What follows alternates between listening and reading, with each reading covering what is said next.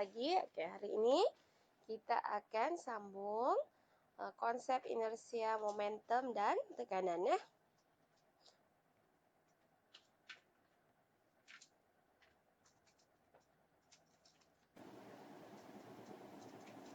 Ups, maafkan saya. Jessie, awak patut berpegang pada pemegang ini dengan kuat. Saya tahu saya pegang dengan kuat, tetapi saya tidak faham mengapa badan saya bergerak ke hadapan apabila kereta api berhenti. Ini disebabkan oleh inersia. Apabila kereta api berhenti tanpa dijangka, badan awak akan cenderung untuk bergerak ke hadapan. Betulkah? Ini sesuatu yang menarik.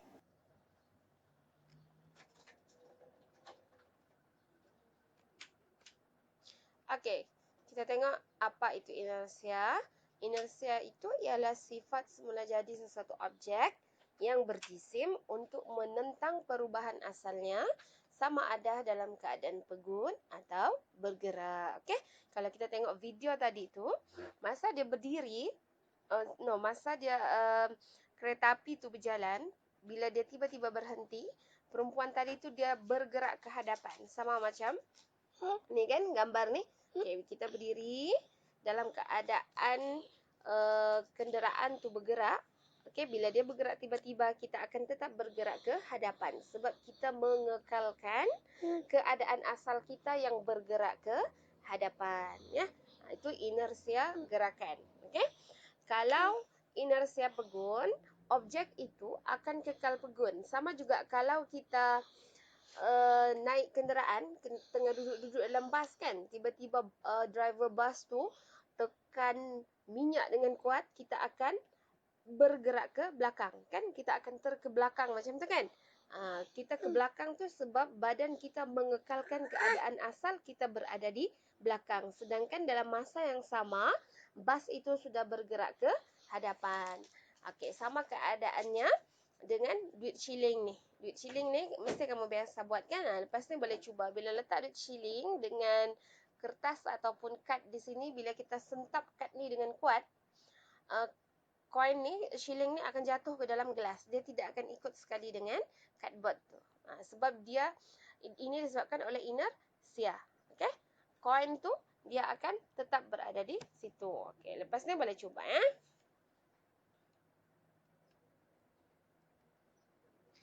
Okey, ini berkenaan dengan inersia. Soalan yang selalu ditanya dia berkaitan dengan hubungan di antara jisim dan inersia.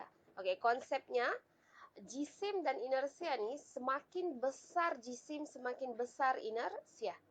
Okey, sebab itu orang yang berbadan besar, kalau kamu tengok orang yang berbadan besar dengan berbadan ringan kan, kalau maksud cikgu yang gemuk dengan yang kurus tu, okay, kalau mau start lari 100 meter, yang akan boleh berlari dahulu tu mesti yang ringan ke yang berat? Mesti yang ringan kan? Sebab yang ringan tu inersianya kecil. Mana yang besar tu berat kan, jisim besar jadi inersianya besar. Sama juga macam lori. Bila lori di tengah jalan tiba-tiba ada motor memotong di depannya, bila dia brake, lori tu tidak boleh berhenti dengan serta-merta. Dia mesti, walaupun sudah brake, dia mesti akan bergerak ke hadapan. Kenapa? Sebab apa? Sebab inersianya besar. Kan? Jadi lori itu mengekalkan keadaan dia bergerak ke hadapan. Walaupun sudah tekan brake, dia akan tetap bergerak ke hadapan. Itu disebabkan oleh inersia. Jadi yang bawa-bawa motor tu, janganlah potong-potong lori pula kan. Okey. So semakin besar jisim, semakin besar inersia. Okey. Ni soalan selalu ditanya bila ada dua baldi, satu kita isi penuh dengan pasir, satu ni kosong. Bila kita tolak dan panjang tali ni mesti sama ya. Panjang tali ini sama, dan bila kita tolak kedua-dua baldi ini, kemudian kita ambil masa baldi ini berhenti berayun, berhenti bergerak, Okey, kamu rasa yang mana akan berhenti dahulu? Yang kosong atau yang berisi pasir? Nanti kamu boleh cubalah di rumah ya. Kalau berdasarkan konsep inersia ni, ataupun secara logiknya kamu mesti tahu kan, yang akan berhenti berayun dahulu adalah yang kosong. Kenapa? Sebab inersianya kecil. Okey? Yang penuh pasir ni dia akan lambat berhenti berayun ataupun dia ambil masa yang lebih lama untuk berhenti berayun sebab inersianya besar. Okey, seterusnya kita tengok momentum. Okey, apa itu momentum? Momentum ditakrifkan sebagai hasil darab jisim dengan halaju. Okey? Jisim dan halaju. Jadi maksudnya momentum ni dia berkadar langsung dengan jisim dan halaju. Okey, prinsip keabadian momentum. Momentum sebelum perlanggaran adalah sama dengan momentum selepas perlanggaran. Maksudnya bila kenderaan itu dengan jisim yang besar ataupun halaju yang tinggi, bila berlaku perlanggaran, maksudnya bila jisimnya besar, contohnya lori, jisim besar kan? Okey. Itu sebelum perlanggaran, bila dia langgar sesuatu, impaknya pun akan besar. Kenapa? Sebab momentumnya besar. Kenapa momentumnya besar? Sebab jisimnya besar. Sama juga dengan kenderaan yang halajunya tinggi. Kan? Halajunya tinggi. Okay, sebelum perlanggaran, bila halaju tinggi, maksudnya momentumnya tinggi. Jadi selepas perlanggaran, kesan perlanggaran itu pun akan menunjukkan momentum yang tinggi. Okay, bila momentum tinggi, dia akan menghasilkan, ni sekadar pengetahuan kamu lah, kalau belajar fizik baru belajar ya. Bila momentum tinggi, dia akan menghasilkan perlanggaran berkesan. Apa itu perlanggaran berkesan? Perlanggaran berkesan tu maksudnya kesan perlanggaran itu menunjukkan keadaan yang sangat teruk. Contohnya kalau kereta memang penyek habiskan, total loss macam tu. Kalau motor kamu tahulah kan macam mana keadaannya. Jadi maksud perlanggaran berkesan tu kesan perlanggaran yang sangat dahsyat. Nah, okey, kenapa perlanggaran berkesan berlaku? Bila momentum besar. Kenapa momentum boleh besar? Bila jisim ataupun halaju tinggi ya. So kalau lori tu jisimnya sangat besar dan bila dia laju lagi memang momentumnya sangat besar ya.